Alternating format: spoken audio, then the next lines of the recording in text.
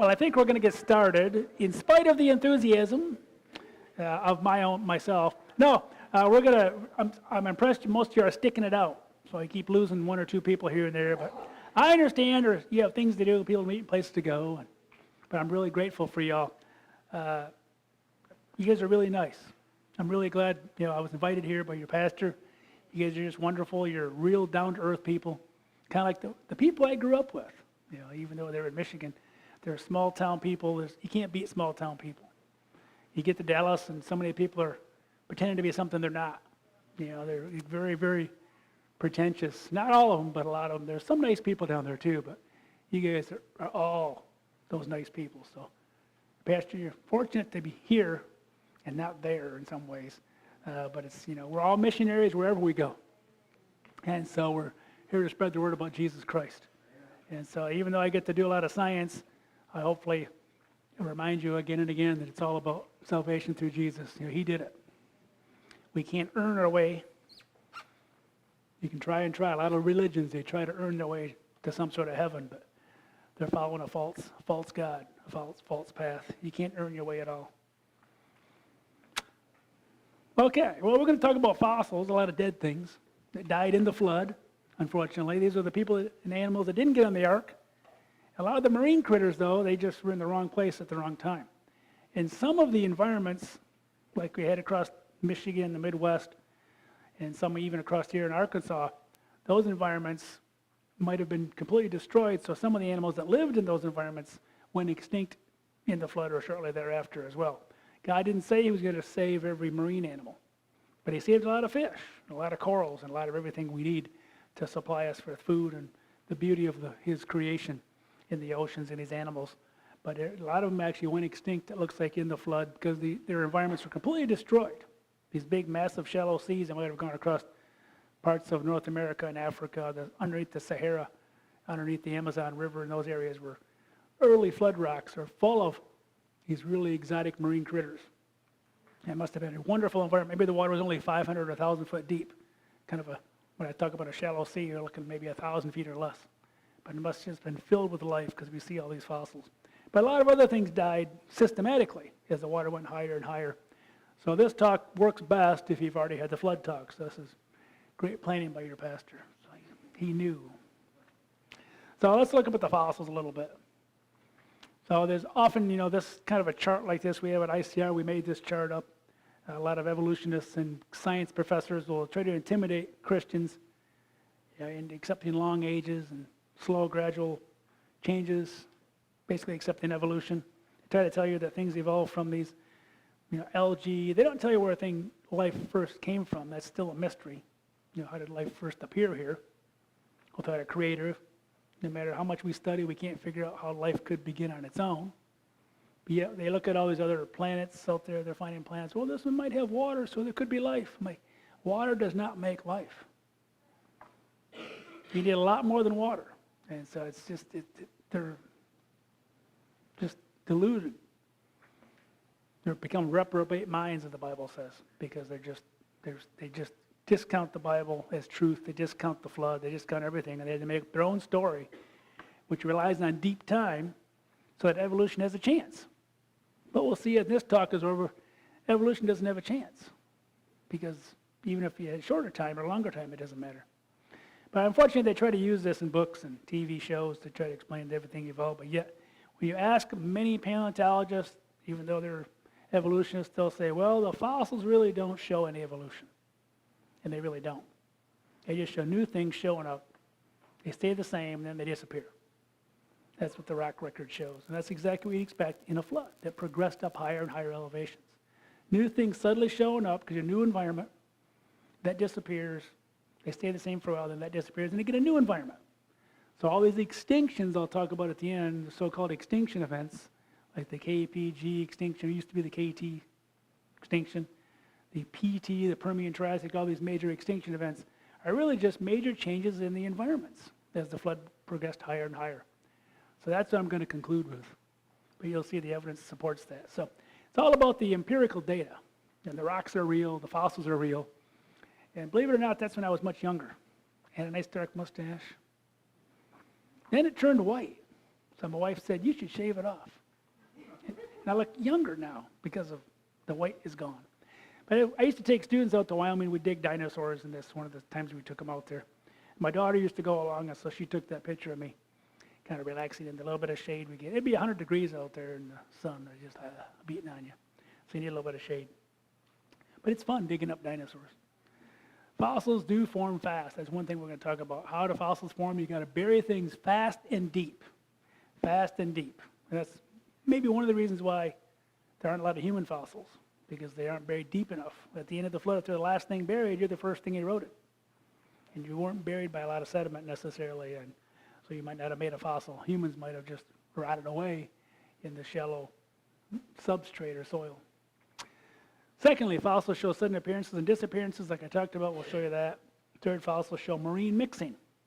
A lot of people deny this, but everywhere I've looked, every continent I've looked at, South America to the subcontinent of India, everywhere South America, papers come out every week, new papers coming out showing marine animals mixed with land animals.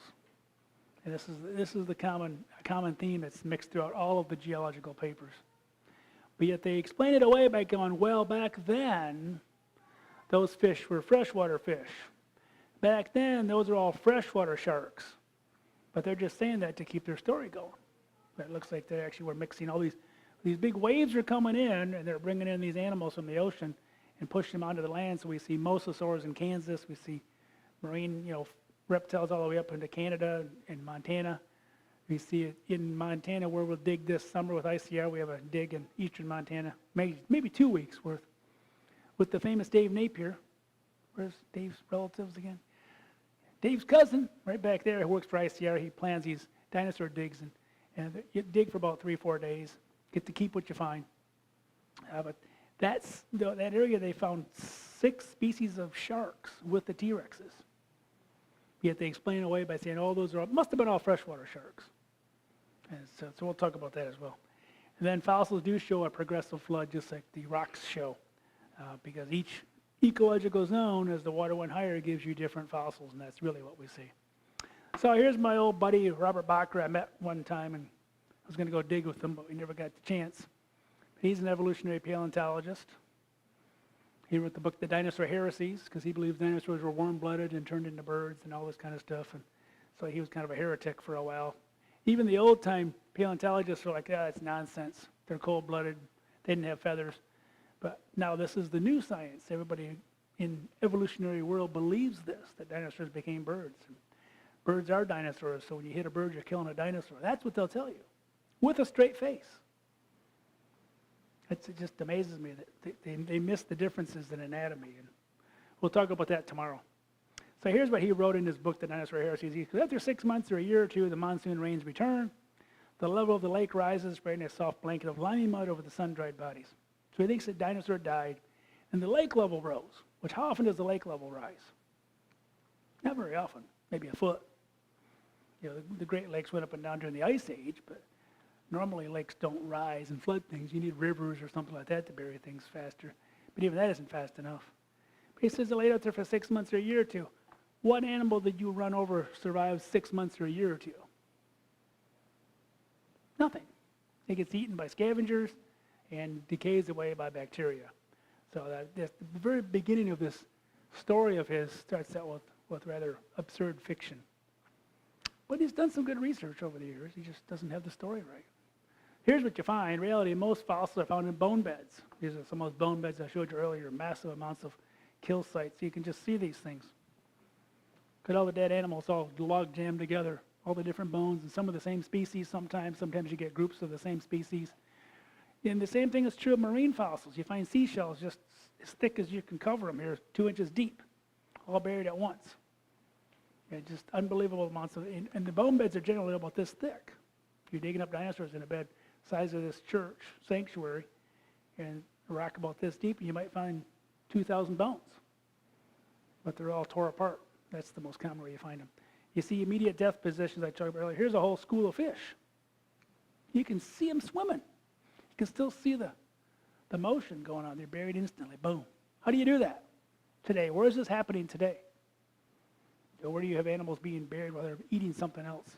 Their last thought was, all right, I finally got a meal, and they're buried. Completely buried, quickly. Here's a ichthyosaur. We colored it in blue, kind of giving birth. Live birth of ichthyosaur. This is a marine reptile.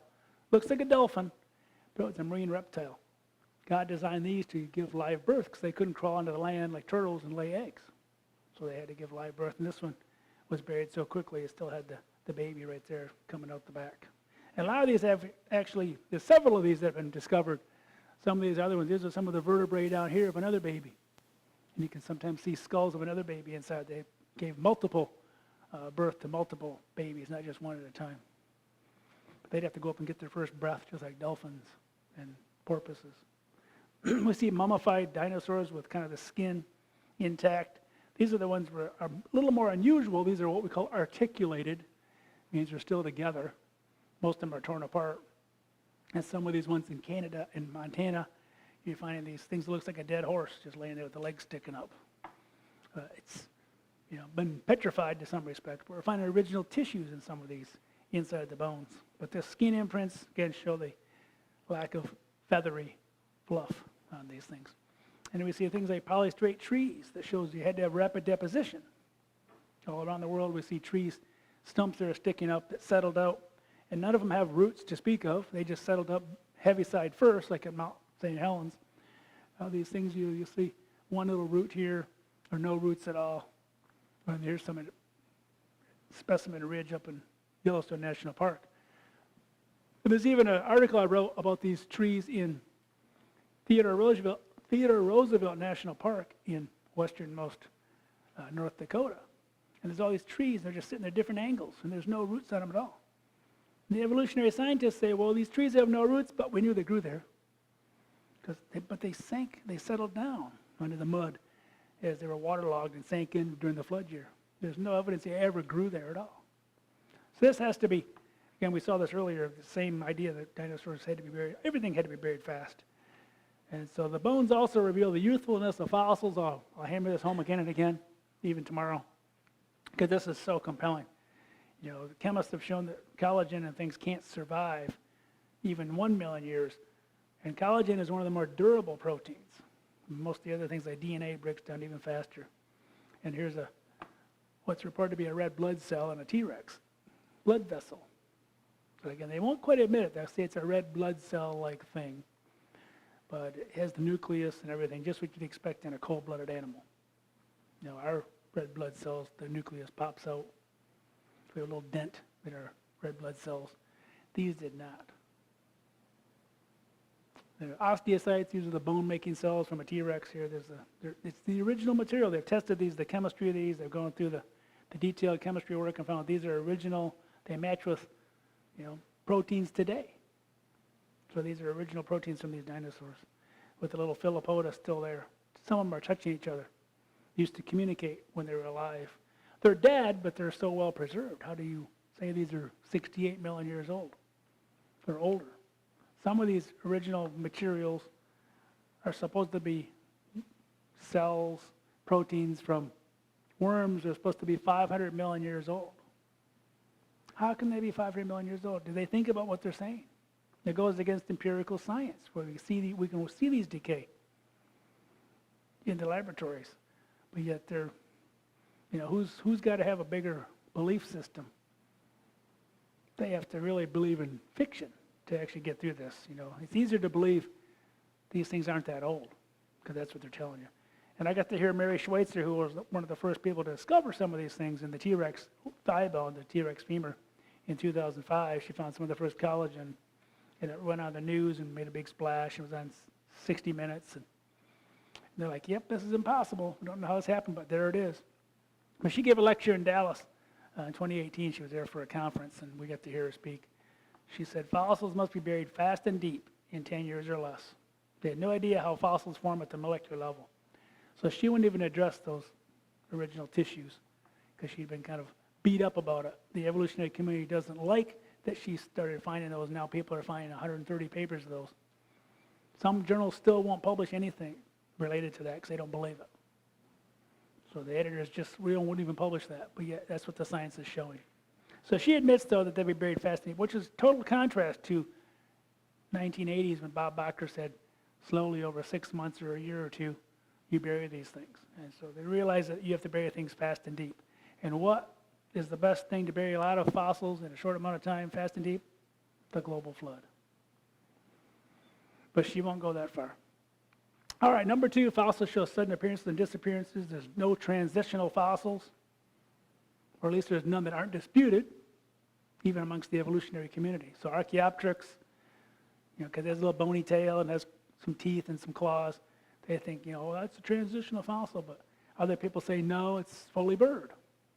And they just found more, just recently, just last week, they found some more reasons why it's a bird. They found, I'm going to get this right, because I just put it in my book. I had to go back and add some stuff to my book. They found a bill tip organ that birds have to help sensitivity so they can pick out their food, where they got stuff that's mixed with a bunch of different things. They can pick out exactly what they want because they can sense it better. They found holes in the beak that indicate they had a bill tip organ, which dinosaurs didn't have. They found a tongue bone, so they can use their tongue to manipulate their food and swallow it better, which dinosaurs don't have. And then they found there's one other thing. Let me think here. I'm a little tired, so it was something important. Oh, they found these papillae, these little bumps like on your tongue, all over the roof of the mouth, imprints of these, not the original material, but they saw the imprints of them on UV light, which dinosaurs didn't have. So there's 3 more things that shows that Archaeopteryx is a bird, in addition to its hip structure, which we'll talk about maybe a little later in this talk, or tomorrow. So these things, even though they're claimed to be transitional, they're showing more and more that they're just, either it's a bird or it's a dinosaur. There's nothing in between. So here's where it all begins, the so-called Cambrian explosion. That's when most fossils, besides just algae, show up. Below that, there's a lot of earlier fossils. Well, not a lot, there's a few. But here's when everything kind of begins. This is kind of where the flood waves start to wash across the land, and they start to bury things. They start to bury these marine organisms, these trilobites and shelled animals like brachiopods. This is way back in 2022, which is like 4 years ago now. Despite many complex studies, the origin of the Cambrian explosion, because all of a sudden you get all these forms of life just show up suddenly, it remains a mystery, she says, and it led to the appearance of most phyla we know today. So almost every animal phyla suddenly shows up in the rocks, boom, at the same level all over the world, on every continent. Now, is there a sandstone at the bottom layer on every continent? Pretty much. But we see in those sandstones and the layers above, we see almost every major animal phyla, including vertebrates, show up all at once. And below that, there's nothing. They've looked and looked and looked at the layers below. There's nothing like a trilobite. There's nothing like any of these things. This is what Andy Knoll said, a professor of biology at Harvard years ago. He said, what bothered Darwin is the oldest fossils you see are both diverse and complex. Fabulously complicated things like trilobites. And these are trilobites, which I can find some of these in Michigan. You might be able to find some here, I'm not sure. Might be too high in the rocks. Very complex. Look at those eyes, compound eyes. They just show up. There's no fossils in the rocks below to show any of these things. You can go and look at the rocks. You find hundreds of thousands of trilobites. You look down here, and they've looked in the so-called Ediacaran, the uppermost Precambrian, and there's nothing. They take in concerted efforts looking all over the world where they can find these rocks, and they find nothing. It's like the trilobites just show up. These are the wrong years. Those are their millions of years they put on there. So in fine print it says, scientists trying to agree on the age of these fossil layers. What about dinosaurs? Here's my daughter when she was younger. She's now 35. And she's a floor nurse out in Colorado Springs at a hospital. But she loved to dig dinosaurs. These are ceratopsians, hornhead dinosaurs, triceratops. That's how big they have, the biggest skulls almost of all dinosaurs. Well, there's lots of variety of these. Any, 2 horns, 3 horns, no horns, kind of funny looking horns, deformed looking horns. Every one of these is a new species, but yet they're all the same body parts. 4-legged animal, same tail. These are probably all just the same biblical kind. We had all these, hundreds of species of the same biblical kind, or maybe just a few biblical kinds. But you look for ancestors to those, they find all the triceratops and almost all the ceratopsians, all these different varieties, which are probably could all interbreed, so they all really should be the same species, up here in the Upper Cretaceous. You don't find them here, you don't find them here. They look down here, and there's nothing that look like these. They just show up suddenly. And they could go on and on and on for hours and hours and hours showing you example after example after example of these. But let's go to T-Rexes, because these are fun. This is Tyrannosaurus rex Sioux, one of the biggest T-Rexes and most complete specimens ever found. It's in the Field Museum in Chicago, if you ever get up that way. Have you been to the Field Museum in Chicago? It's a really good museum, just don't read the signs. The specimens are great. This is Sioux, and there would have been a Gastralia hanging down, but that's up in a separate showcase. It's hard to hook it on. They had a floating rib cage got designed for them so their stomachs wouldn't fall out. So they had ribs in their stomachs to protect them from injuries and also to keep their, because they're walking, leaning over all the time, your stomach could eventually kind of fall out. So it wasn't just muscles. They actually had a floating rib cage that held it all together, kind of like a girdle. Go back to those days. So they had their own little girdle on them. But that's up in the showcase. They found that too. And that's not the real skull. They had to undeform the skull. The skull was so smashed by the burial process. It was kind of underneath. It was all tied up in a ball. And it was really, really smashed. And it's not a female probably at all. It's just named after Sue Hendrickson, who found it. So that's why it's called Sue. So Johnny Cash might have been right. The boy named Sue. So I think it's big enough that it was probably a male. The bigger ones, contrary to popular belief, the bigger ones probably were the males because the bigger crocodiles are males. The bigger alligators are males. Bigger T-Rexes were probably males as well. I don't know why they try to say they're females. I really don't understand. But this one's named Sue only because Sue Hendrickson found it back in the 90s, early 90s. And then it got sold for $8.3 million. They're selling for more than that now. Just big money in digging up dinosaurs. But we're looking for T-Rex ancestors. What do we find? Again, they're found in the same rock layers as Triceratops and all the ceratopsians. You look down below and these other layers that contain other dinosaurs, and there's nothing that looks like a T-Rex. There's other so-called meat-eating dinosaurs, but they don't look like a T-Rex. David Weishampel, evolutionist from Johns Hopkins, he looked at more dinosaurs probably than anybody. He wrote the Dinosauria, and he said that from the reading of the fossil record, no dinosaur ancestors have been discovered for any dinosaur species. So his list of dinosaur ancestors is empty. So where do they come from? They just show up fully formed, ready to go. Just like the trilobites. They show up fully formed, ready to go. All began with the Cambrian explosion. That's the beginning of the flood, folks. And you just keep changing environments as you went up the thing. Stephen Jay Gould, who was quite an evolutionist, he now knows the truth because he passed away 15 years ago. But he fought against creationists his whole life. He said the extreme rarity of transitional forms, he admits it, and the fossil record persists as the trade secret of paleontology. When did you hear that? At least he was honest about it. There are basically no transitional fossils. The evolutionary trees that adorn our textbooks have data only at the tips and nodes. The rest is inference, or basically it's imaginary. However reasonable, he says, it's not reasonable, it's imaginary. That is not the evidence of fossils. Fossils don't show transitions from one type to another. They just show up fully formed, ready to go. So some honest paleontologist will admit this. He's now a creationist. But he's probably in hell. But he knows the truth.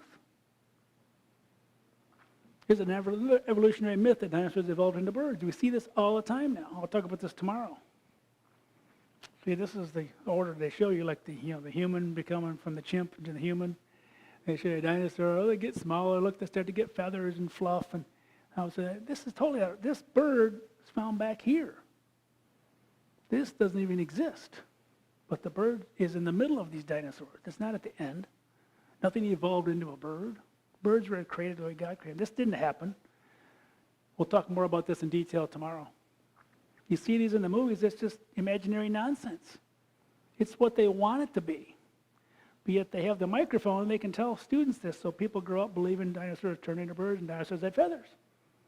And there's no real basis for that.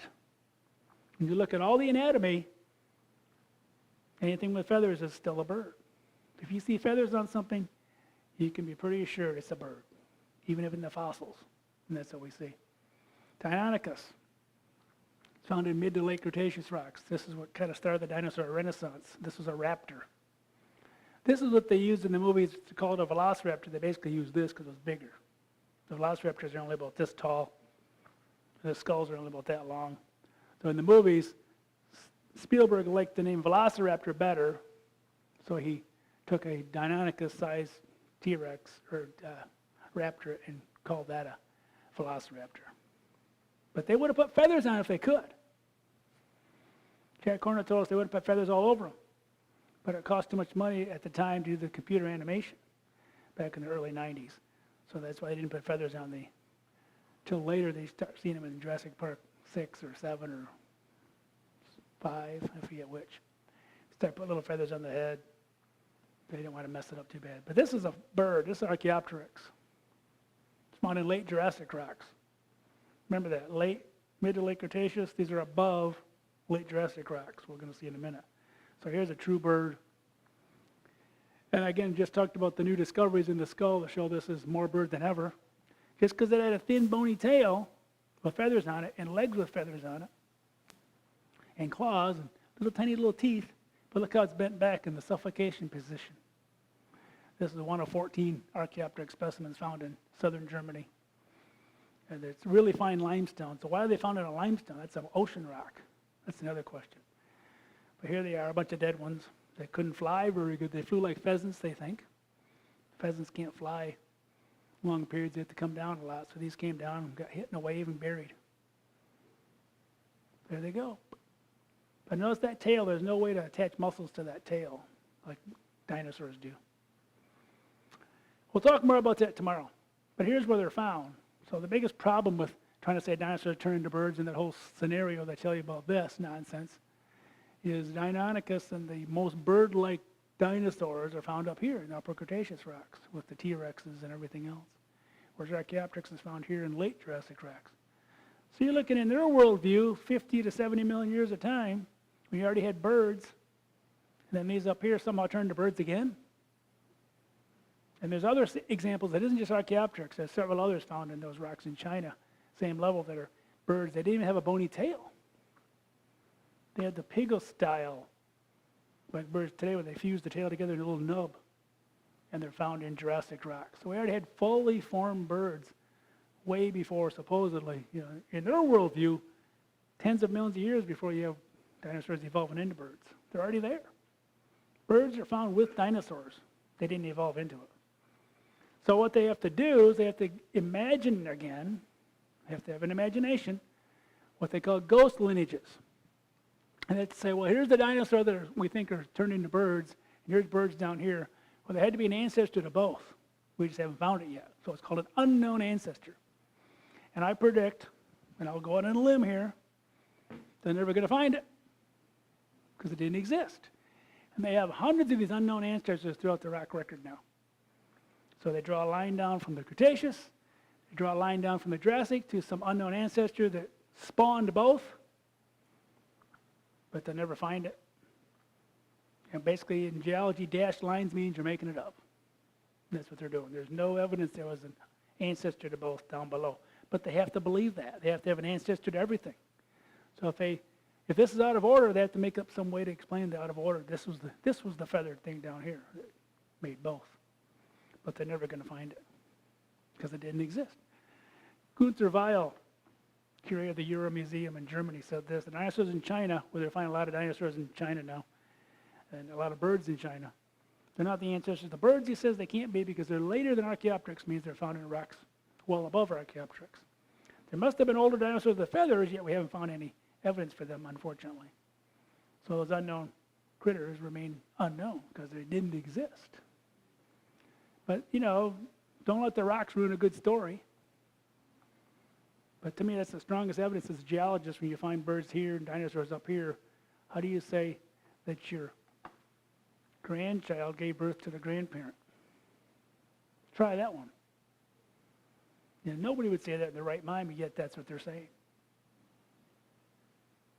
The grandchild gave birth to the grandparent. You going to try that? If you had a time machine, maybe.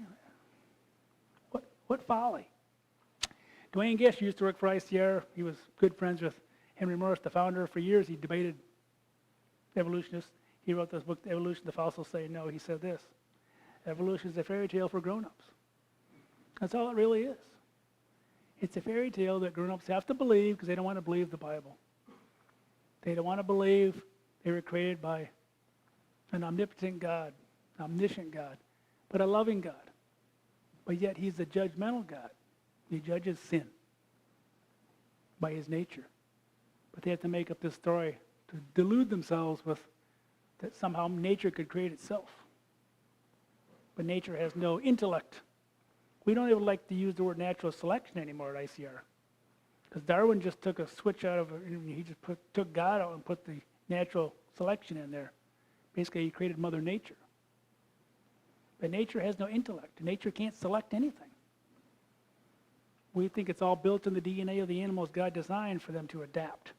They sense changes to the environment. The Earth's, they're in the desert now. It's getting drier and drier and drier. They adapt to that. And God said, fill the earth, and that's the way he was able to send these animals off to fill the earth. Elephants grew hair. They became woolly mammoths. They don't have a lot of hair today because it got warmer. They can adapt. But it's all built inside the animal. It's not nature. There's no forces of nature. How do you measure forces of nature?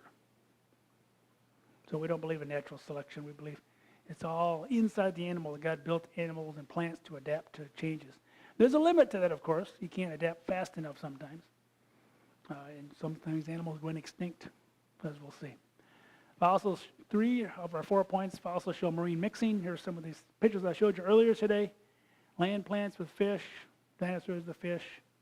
Here's the Hell Creek cremation where you can dig with ICR, and the famous Dave Napier. Woohoo! His relatives are here. All right, one of our events coordinators. There used to be 5, there's now 6 species of sharks. They found one shark tooth right underneath where they dug out Tyrannosaurus rex Sue about 10 years ago. So they went back to the same spot where they dug Sue out. Let's look what we might have missed, and they found another shark tooth. But, of course, the evolutionists say these are all freshwater sharks. How do they know? How many freshwater sharks are there today?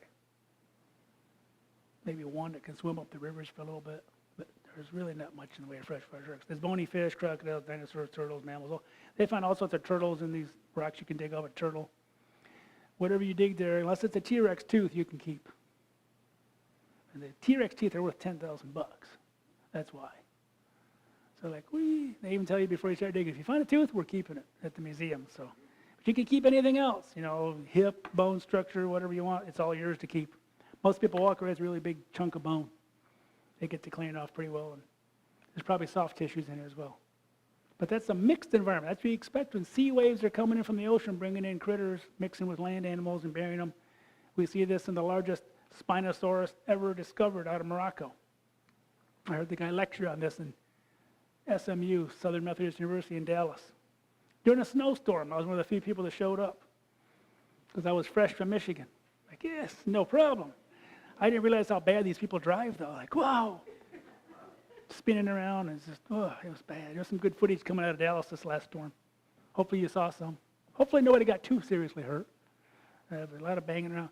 Coelacanth fish are swimming around here. The car-sized coelacanths. Today, coelacanth fish live in the deep ocean, 500 feet down or more, in the Indian Ocean. They didn't know they even existed. They thought they went extinct with the dinosaurs. But there they are swimming in the ocean today. That's called a living fossil. There's no fossils of them since the time of dinosaurs, supposedly, yet they're still living. I asked Stephen Jay Gould about that at a lecture he gave one time. I said, how do you explain living fossils in your theory of evolution? And he looked at me, 500 people at this auditorium. He's like, you're a big problem. Next question. He had no answer. They can't explain these living fossils that show up. And coelacanths are one of them. But yet, because they're found with Spinosaurus, they have to say these were freshwater coelacanths. And I asked the guy at the end of the lecture, because there was almost nobody there, probably about this many. It's supposed to be a couple hundred, about like you guys. And I got a chance to talk to him, and I said, well, how do you know they were freshwater? Well, they're found with dinosaurs. But don't they look like the ones today? Yeah. So I'm like, well, we're not getting anywhere here. So I didn't bother, pressuring them anymore, but that's their mindset. If they find something that's an ocean animal, with something they know is not an ocean animal, then they have to say it was. Then they publish it that way. Here's some examples. Ammonite in Burmese amber. Now it's called Myanmar, I guess, the country of Myanmar. Used to be Burma. There's an ammonite inside plant amber. How does an ammonite, an ocean critter, like a chambered nautilus, get inside amber? When I had to write an article about this, and you should have heard the evolutionists try to explain that one away. It was kind of funny. But there's an article on our website about this. Then a few years later, they found this. A marine crab in the same amber layer. The lead author said, in a way, it's like finding a fish in amber, which they already did with the ammonite. Talk about wrong place, wrong time. How do they explain these animals getting washed into broken down trees that are releasing the tree resin and get stuck in there? Obviously, you're mixing land and marine. And you see this all the time. Here's an example of a Plateosaurus, a dinosaur, offshore, 70 miles offshore, in a well 1.5 miles below the bottom of the ocean. They took a core, this black area, 60-foot core or so, pulled this core up this big around, 60 feet, pulled it up, they found a toe bone of a Plateosaurus way out there in Snore Field, 60 miles offshore, 70 miles offshore. So animals were being washed onto the little continents by these tsunami waves, and they were being washed off as well. And they just happened to hit one with a hole this big, drilled right through a Plateosaurus that was washed offshore. How do animals washed offshore survive? They get eaten. Just like things on land, whales and things that die offshore, they get eaten by the scavengers at the bottom. Nothing's becoming a fossil today. Very, very, very rare. You have to have a big landslide. Maybe Harry Truman might have become a fossil. If you remember Harry Truman from Mount St. Helens, when the whole side of the mountain slid down on him, hundreds of feet of material came down instantly. Probably preserved him well enough to become a fossil, but that is the exception. They act like fossils form all the time, but they don't. Here's a Plateosaurus, by the way, kind of what they look like. Mixing of land and marine is the rule. So this is the Green River Formation in Wyoming. You've got a lemur down there with a fish in the bottom, middle. You got a horse with a fish. You got land plants. You got a bird. All these things are buried completely in little bitty layers that's supposed to be about this thick. Every year it's supposed to have this much coming down. They even find sharks in here and crocodiles. How do you have that? This must have been real rapid sedimentation. Not this much per year to preserve these things. But it's the mixing that we see. There's more diversity in the Green River Formation than there is in the state of Wyoming today in terms of the mixing of land and marine. So fossils show a progressive flood as well. We're going back to my flood talk earlier today. For those of you that suffered through all three talks, you guys need a medal. Do we have medals to give them afterwards? Should have brought some. You basically have progressively higher ecological zones, as I've been talking about, produces the fossil record. Let's explain that a little bit. Here's what I think about the days of the flood to the fossil record. These sequences, little mega sequences we call them, 1, 2, 3, 4, 5, 6. 6 being the receding phase. These are the rising phase. You see the sea level keeps going up. And about where day 40, day 150 shows up. This is the Cambrian explosion down here. It might have actually been below that in some places. But that's where all these fossils suddenly show up. Fully formed, all over the world at the same time. And the water progressed a little higher, a little higher, a little higher. Eventually you started getting land animals that lived in lowland areas, and then swampy areas, and then little upland areas, and worked your way up. Rocks show this rising progression, higher and higher sea level, as the water went up. We talked about that in my first talk. Here's the original Pangea on day 1, and this would be a little different version of it, but this is North America here. Arkansas is down here in the shallow blue, shallow sea area. Michigan, New York, it's all up in here. Mexico, much of it didn't exist. South America's here, Africa's kind of here. This is Australia, Antarctica, and then India's tucked in here somewhere. But that's Europe up there and part of Asia. It gets a little stretched. But it broke up, and these little white lines are supposed to be the fountains bursting, where God miraculously started the flood, I believe. I don't think you can, we always try to find natural explanations for everything. I don't think you can explain everything naturally. There are miracles in the Bible, They happen. We try to explain too much naturally, and that's where we came up with this whole idea that nature can do it. We went to the extreme and pushed God out. But when we find the earliest fossils, we find these things. These are Cambrian fossils, trilobites. these big, ugly sea scorpions, lots of these brachiopods, clamshell things, all sorts of things. Almost every major animal group shows up. It's all shallow marine. And we go to about day 25, you can see it's starting to get muddy. We had this on a globe. You can see it's getting muddied up, and some of this is getting washed away. You know, the next sequence or two. And you're starting to flood a little bit more, but most of the land is still high and dry.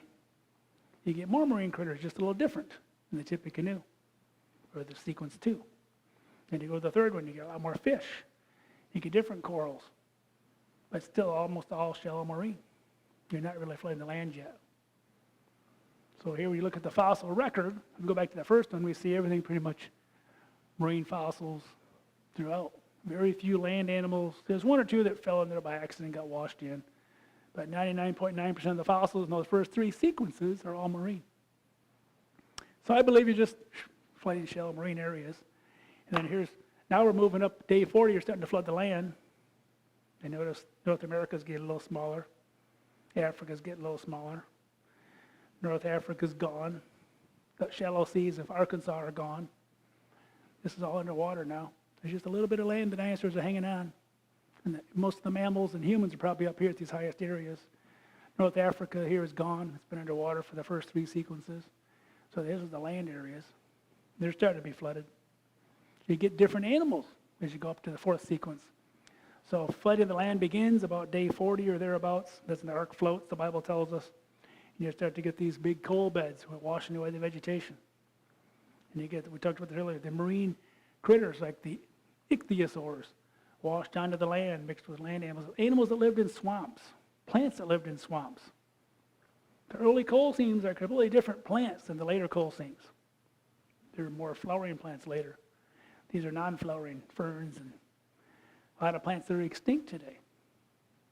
Or they're really small. They were 100 feet high, buried in the rocks, and now they're only this big in today's world.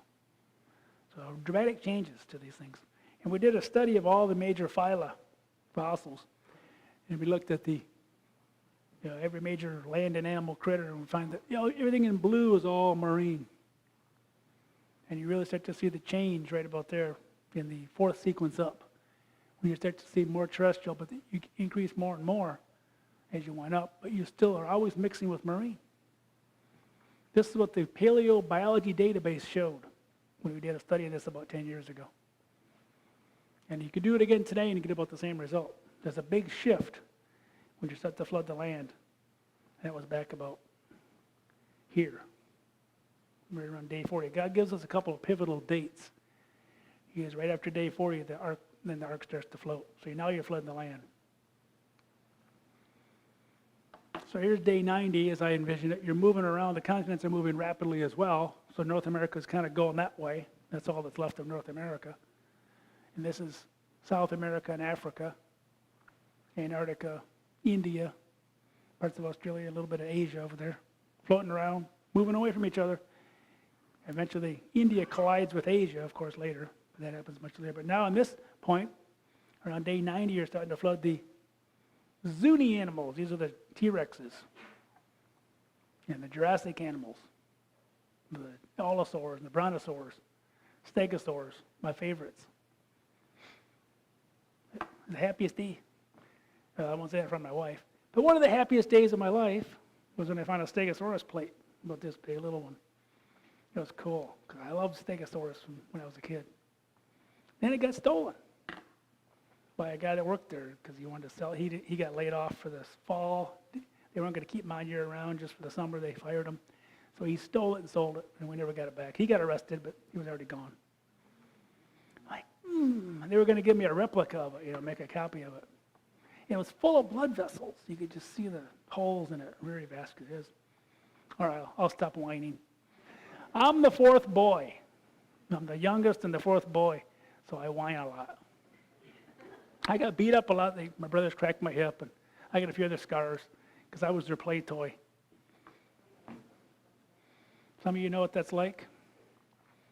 But we have a tendency to whine a lot more as the youngest, so that's what happens. And the oldest ones are mean. Actually, the second oldest in my family was the mean one. My oldest brother just ignored us. But you guys have that family dynamic going on in your families? You guys don't seem amused. You're like, just stick to the story. All right, here's all these critters you find. These are all mixed. Again, you find sharks with T-Rexes and things like that, although they say they're freshwater sharks. So here's day 130. This is all that's left. Not a whole lot left. What were humans doing right now? Probably most of the humans are probably still alive. Fighting with each other, fighting with animals, fighting with everything possible to maintain that little bit of land that was still there. It must have been just awful. It's one of the things I try to put in my carved in stone book is what were humans thinking at each time. And the Bible talks about 40 days of rain because that's pretty much all it was doing from the human perspective in those first 40 days, because it might not have been flooding the land. There was probably rain throughout. But the first 40 days probably just, there was really no land flooding, just the ocean was kind of flooding. So you really weren't flooding the land, but then boy did it come on. There was no stopping it. Making more seafloor, pushing the water up, the water just kept coming and coming and coming. God knew exactly how high it had to go. So at this point, they're still alive, getting through the Zuni, wiping out these dinosaurs, suddenly changing environments to the receding phase, boom. Everything's washed off the top now, spreading them all over the place. Anything that was at those highest elevations are now moving around in the water, being spread all over. So you have lemurs in Wyoming, same lemurs up there near Greenland, tip of Greenland. Washed off Canada, went both directions. You could find these same fossils all over. And the receding phase kicked in, and you get all these animals. Now, then eventually the Ice Age gets a little mixed in this picture, a little bit. But even the receding phase animals, we see a lot of marine critters mixed in with these horses and camels and weird-looking elephant-looking things that you see over in Tennessee at that one fossil sighted. I forget what it's called. I was over there a few years ago. They don't look like the mammoths from the Ice Age. They look like different mammoths because they're part of the receding phase. But even there you get mixing going on. And here's day 250. The mountains now pop up. That's the mountains of the Andes, all the way up through the Rockies, all the way up to Alaska. This is the Alps, the Himalayas. The first things that came up, again, there's no vegetation on them, so we made them brown. So the flood peaks that day at 150, and then eventually the land starts to come up. By day 371, you get this. Everything's up. Still a lot of flooding. There's no ice sheets at the time. Ice didn't build up yet. It might have been snowing at the time, but it wasn't building up thick ice sheets yet. But you get a little bit of vegetation. I believe the Bible talks in Genesis 8:13 and 8:14. Genesis 8:13, Noah looks out, and the earth was dry. And our Hebrew experts studied that. It implies a past as a perfect Hebrew verb, meaning the process was completed. The earth was dry on day 314. But then they stayed on the ark till 371 for some of this vegetation to grow. Another 60 some days. Because God knew not to let them off, even though Noah saw it was dry. And the Bible says the world was dry, the earth was dry. But they had to stay on the ark until the vegetation. Why get off the ark when there's nothing to eat? Had to wait for vegetation to grow. God knew what he was doing. It's just so cool to see what he was doing and why we had to wait, why all this was happening. It's all because he had a plan. And of course, the Ice Age came on after this to lower sea level. So because right here, it's quite a distance to go from Africa, if you were to land here like they did, and have to get everywhere. It's like, how do you get over there? There's water here. Well, this is a bad picture, but there's too much water. You couldn't get everywhere. Should have actually more flooded than that. I don't think the guys we sent it to drew it quite right. So how did dinosaurs survive the early flood? They lived at higher elevation than the first 40 days. They were still at lowland areas. They were swimming, leaving footprints, doing things like at Glen Rose. And they got buried and caught up in the flood. Many of their fossils are found from Texas all the way up the Rockies, because this is what I call Dinosaur Peninsula. This part of the country didn't even exist until the middle of the flood. Florida actually was a piece of Africa before the flood. We got added on to North America. There's a little bit of a collision making the Appalachians during the flood year, whereas most of the mountains popped up as the floodwaters were receding. But all this was dry land. This was the uplands where humans and horses were living, camels. because they don't find them with dinosaurs. We find beavers are dinosaurs, birds are dinosaurs, squirrels are dinosaurs, but the big mammals are living up here eating their own vegetation. God made specific vegetation for every animal to eat. Dinosaurs had a certain vegetation they ate. They stayed there. Horses, uplands, living in different vegetation, mostly non-flowering plants, mostly flowering plants. But this was stripped right off to the crust. Everything thins towards Canada. These are thicknesses in kilometers.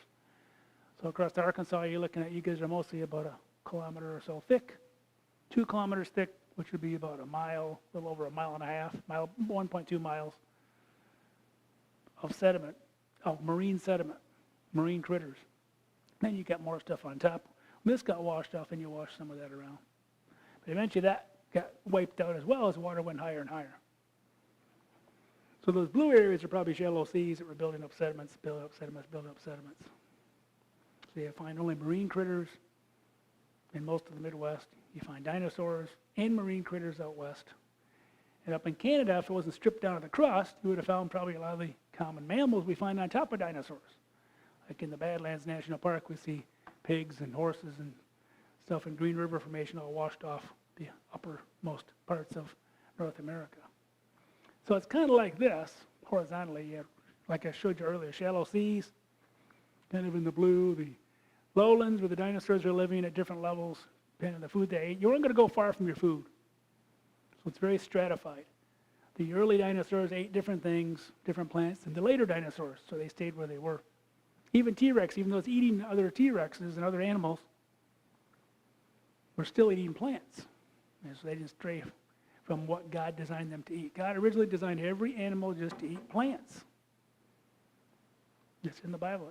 I give you every green herb for food, it says in the King James. Well, after Adam and Eve sinned, and they started, that thing looks tasty. So even the animals became wicked. They started eating each other. They weren't supposed to. So God started all over. Shallow seas, early on, lowlands, uplands. But you're always mixing these waves from the ocean, mixing them with land and marine as you go through. Here's the days of the flood, approximately the way I guesstimate them. Shallow seas are the first 40 days, maybe a little more, maybe a little less. Lowlands, between day 40 and day 150. Uplands, right off the top, as the water went over the top, it just went right over the whole thing. Washed them all down. And then I talked about these extinctions, these major extinctions. They line up with the mega sequences quite well. Except there's 2 in the Absarica, where you have a big one at the peak of the Tippecanoe, peak in the Kaskaskia. You got 2 in the Absarica, and you got the one, the KT boundary, the KPG boundary at the end of the Zuni. They actually kind of line up either at the peak of these things or the ends of them. And it's because you're changing major ecological zones as the water went higher and higher and higher each time. It isn't because these things actually went extinct. Although some of them did, some of these early marine critters did go extinct. Like the trilobites apparently are extinct today, and most of the brachiopods, except for 1 or 2 species, are extinct. A lot of the corals down here are extinct. But we got corals still in the world today. We got fish in the world today. We got critters that crawl around the ocean today. God didn't have to protect all those. He destroyed entire environments when he made the whole new earth. Spread it around. And the post-flood world was much different than the pre-flood world. And that's one of the reasons why dinosaurs finally did go extinct after the flood, because the world was so different. We'll talk about that a little more tomorrow. So these so-called extinctions are just last occurrences in the fossils. Doesn't mean they actually are extinct. Like the coelacanth fish was part of this so-called extinction right here, the KPG, KT. But yet they're still swimming in the world today. They didn't really go extinct. We just didn't find them until 1938.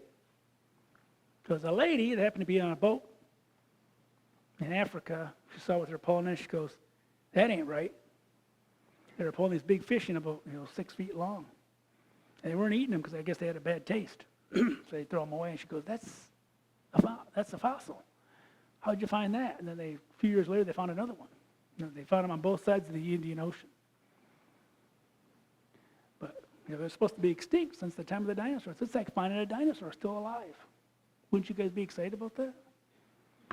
I think on land, it's a little harder to preserve them because I think humans probably killed them, the few that were left, but they were slowly diminishing due to the wrong plants. A lot of those plants that the dinosaurs ate were the non-flowering plants. Non-flowering plants aren't very common in the world today compared to flowering plants.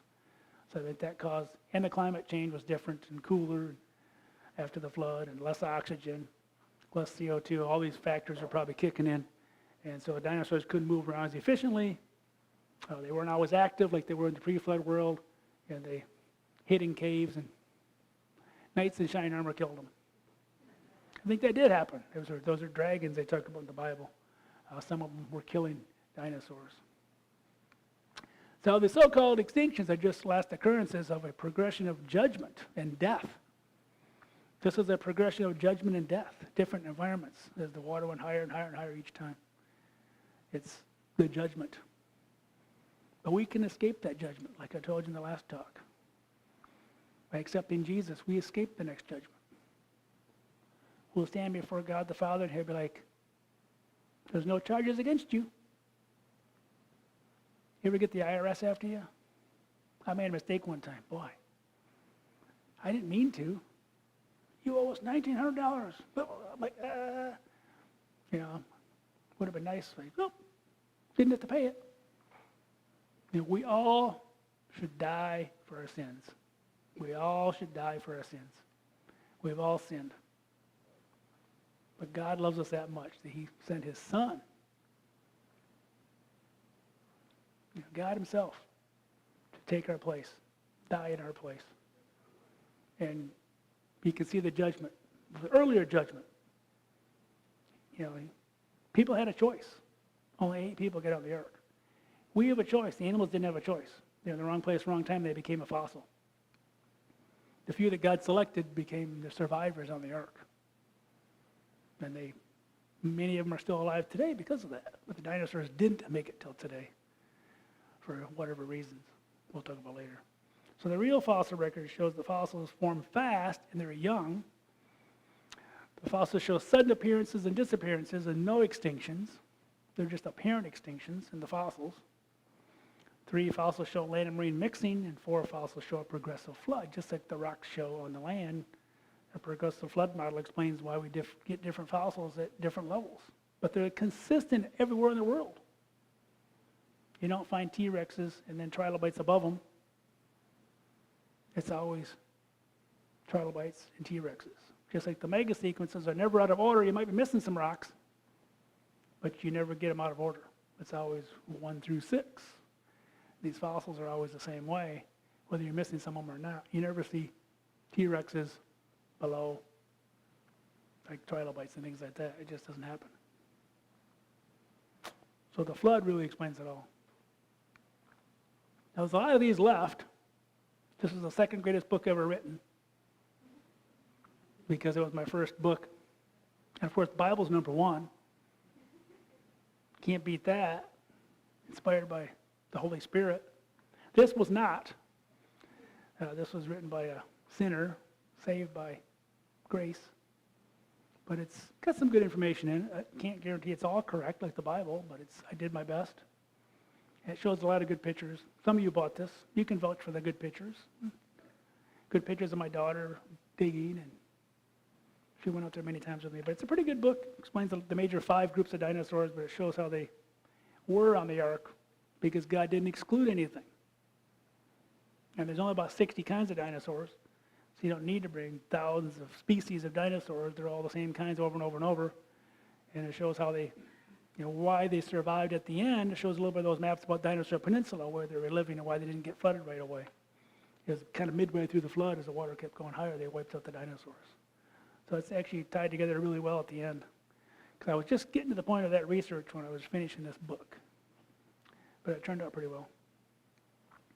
And this was new. Again, we talked about in 2020, we rewrote a lot of this. The stuff about dinosaurs in here, the flood and extinctions and mega sequences. You should buy these. These are the best $10 deals we have. It really is. But again, even if you have no money, we can give you free resources. The Acts and Facts. Put down here. The Acts and Facts and the Days of Praise. And your prayers mean more to us really than money. So we get, money just shows up out of the blue. We just got $500,000 from somebody that passed away. We had no idea it was coming, but we can use it. There's lots of ways you can give to ICR. but your prayers are most important. And my wife and I wrote 3 of these different books. This is the first one. There's pretty good books of this. Some of those out there still, and some of these little stuffed animals are kind of cute. And again, like I said, if you haven't done this yet, if you don't get this in your mailbox every other month, you should sign up. You can get this free. Our gift to you for sitting through 3 talks. Some of the weaker people didn't make it. This is kind of like survival of the fittest. In reality, you guys survived. You should all get a medal. So when you watch the Olympics, you deserve a medal. So thank you very much. Again, I really mean what I say. You guys are real people. And I mean that in the most sincere way. You guys are like the people I grew up with. Small town people. Really, you're sincerely nice. You're not just pretending to be nice. And it's just a real pleasure to be here today and tomorrow, and just to be in this community and be invited by your wonderful pastor. And I really appreciate the opportunity to be here to speak, even though I have a bad Michigan accent and I talk pretty fast. Hopefully the pictures helped. Hopefully you got some edification out of this. If nothing else, know that Jesus is who it's all about. Thank you.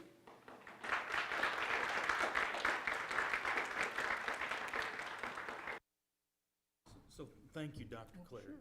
This is a fascinating thing. Again, thank you for coming. Thank God that he has gifted you with these abilities to glorify him. And I hope this has been good for you. I hope it has been edifying for you and encouraging. And again, if you're visiting in our community, we welcome you tomorrow to church. Sunday school starts at 10. Church service starts at 11. We would love to worship with you. You are more than welcome to come. We'll begin tomorrow evening at 5 for the dinosaur talk, and then we'll take a break, and then around 6-ish, 6:15-ish, we'll have our Q&A.